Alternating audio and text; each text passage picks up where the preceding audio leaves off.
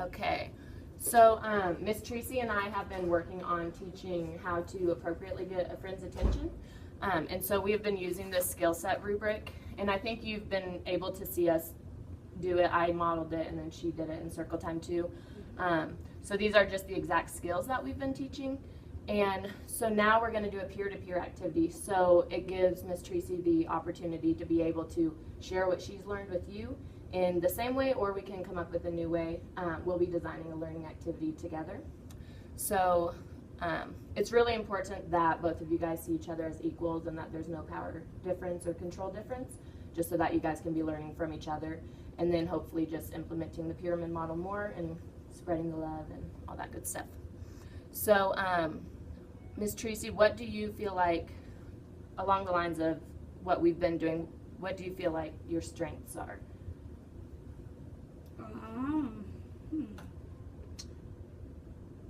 Probably just enforcing the rules that we've been going over, just making sure they're doing that every day. Yeah, awesome.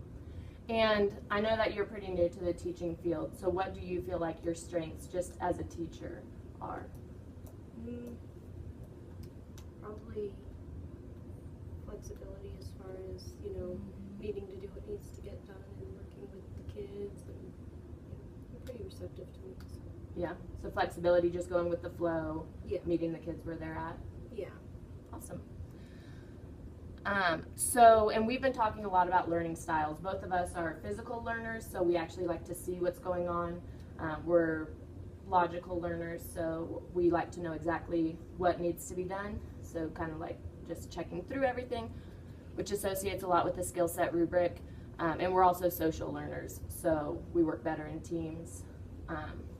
So those are just a few examples. Do you have any idea of what your learning style is, like how you learn best? I'm definitely a hands-on kind of person. Yeah. Definitely hands-on. Yeah.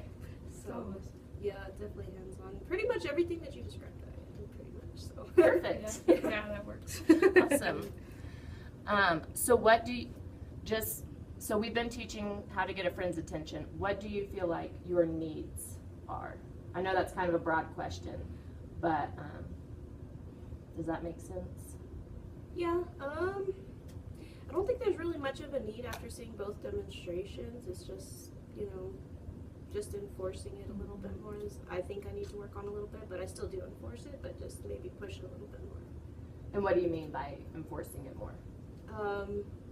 Every once in a while it'll be the whole, 2-finger tap when we're trying to do the 1-finger tap. Because some kids will go up there and jab their friends, so we have to teach them 1 finger instead of the 2 fingers. So that's where I fall short a little bit. Yeah, so maybe just individualizing it for certain kids? Yeah.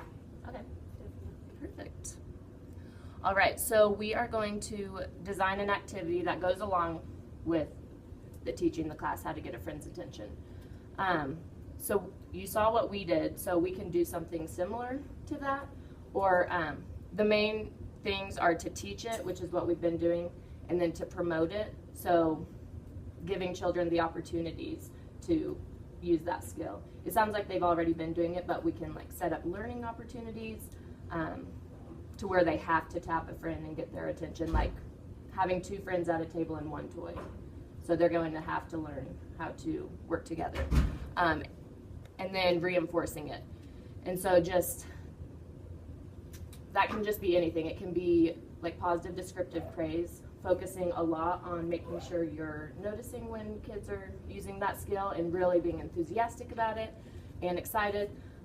It can be something as simple as that, or something like a friendship tree, to where the branches are, like whenever a child does an appropriate, what we want them to do, we can put their name up on there and explain what they did. Those are just a few examples, but you guys have the flexibility to focus on whatever area you want to.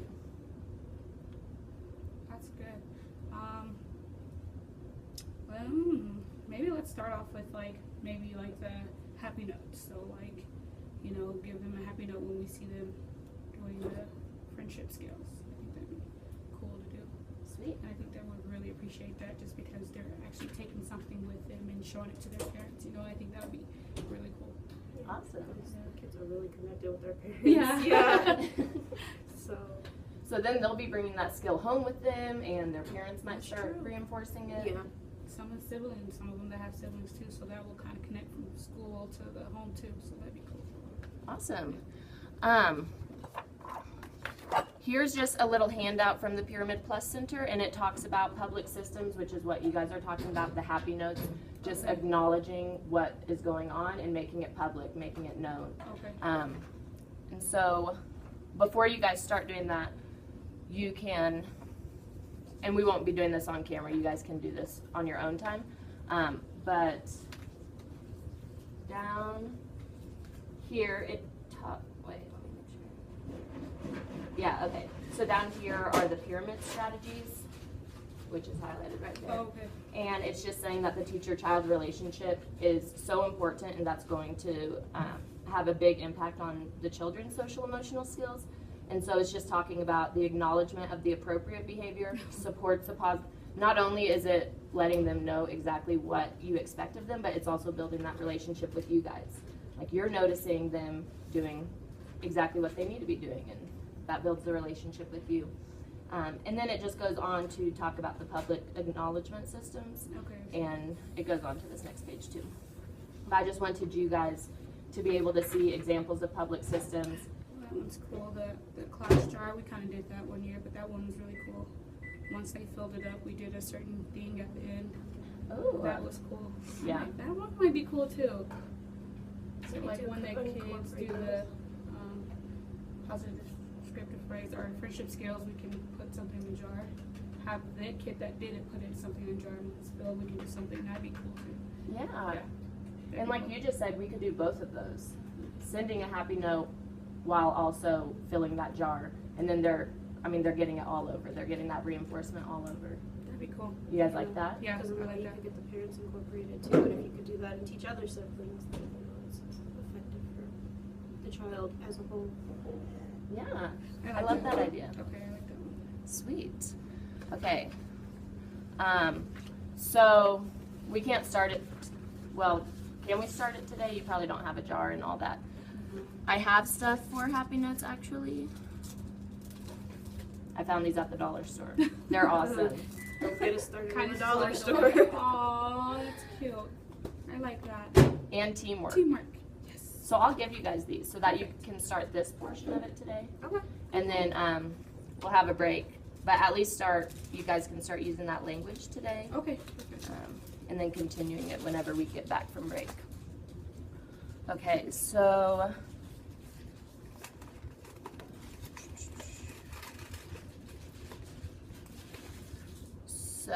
how are we going to, well, first let's do the action steps for this.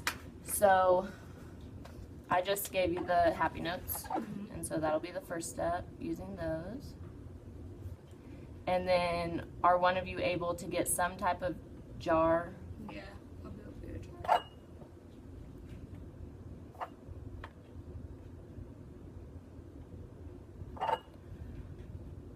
And maybe bring it whenever we get back from break and start that week? Okay, awesome. 11, okay. It's the 17th. When we come back, The 27th. they'll be in school the 28th. Okay. So you'll get a jar the 27th, and then, and also I brought this handout on positive descriptive praise, just entailing exactly what it is and why it's important. So it allows a child to credit himself with success rather than be dependent on the approval of you guys. So instead of just saying like, oh, good job, and they're like, oh, I mean, that's still good because they're getting that attention, but they don't know what the good job is about. So, wow, you tapped your friend on the shoulder and asked him. That is exactly how we get a friend's attention. Nice job. And this is also something that you guys can talk about together and just kind of tweak it to whatever fits both of your learning needs. I'll put that with this. And I just wanted to share this with you guys. It's from the Pyramid Plus Center, and this is all talking about social skills and why they're important. But research shows that the acquisition, which is just getting social skills or not getting social skills, may affect other areas of development in childhood. And so that's why it's so important, because children whose disability interferes with the opportunities to experience that positive interaction, like River, like he doesn't know how to get a friend's attention. And so it's more likely that it's going to develop into more serious problems other than just the friendship skills. And we've been touching on this a lot, but how is this going to help the inclusion of everybody in your classroom? Like, how is teaching them how to get a friend's attention and then praising it and all of that, how is that going to support children with disabilities, like River, or like Ivan if he was still in the classroom? How is this going to help him? Because it's going to teach him how to play with other kids, the right way to play with other kids, and the right way to, the positive way to get a friend's attention. So, Yeah, instead of hitting and pushing and yeah. all of those behaviors that eventually kids are just like, ugh, I don't want to play with you. Or they're scared of That would help Dennis. Yeah. You think it'll help Dennis? Yeah. In what way? Because the fact that I've noticed in circle and stuff like that, the kids are starting to not want to play with him because of the fact that he's more aggressive and, like the way he plays isn't. Lily too. She's Yeah, really Lily. demanding. So the kids are, starting to do that whole, well, I don't want to sit by you, I don't want to play with you kind of thing. So it's starting to turn into groups. So I think that this would help them, learn to start, initiate that contact in order to play with a friend and then, teach them the proper play skills. So. Yeah. Awesome. And we're starting with this, but eventually as we move on in our circuit, we can go to those higher level of friendship skills like sharing, like parallel play, learning how to play with each other and all that. So we can definitely be building on this for all of the people that you guys were just discussing. Yeah. Perfect. Awesome. Okay. And then, so then whenever they come back to school, we'll just really hit the ground running with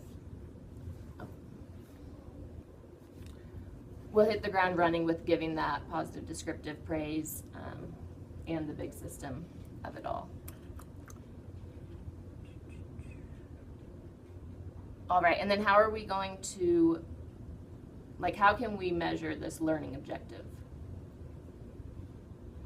So, we'll do it. With Yeah. compounds, you measured that way? Yeah. And see those overall as a class. And you should be able to measure it just by, how the kids are. So, you can kind of see if there's going to be, a turnaround with the way the kids interact with each other, too. How many tears? True. Hopefully the tears decrease. Yeah, that's what we're hoping, yeah. Perfect. Yes. And we can also just, to measure your learning of this skill and what it's all about, we can use this evaluation. And so if you wouldn't mind, this is the pre-activity evaluation, and then I'll keep it and then come back. Yeah. Okay. So if you can just fill that out really fast. And then do you guys have any questions or anything more that? Ready to do it. Perfect. This will be fun. Yeah.